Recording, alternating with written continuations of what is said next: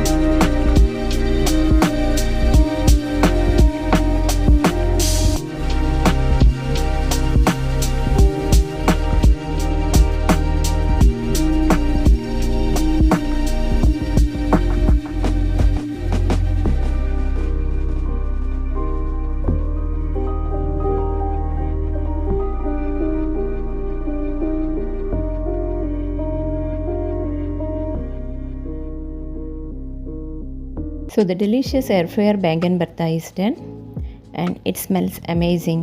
I hope you liked this easy method. If you liked this air fryer version, please subscribe and support the channel.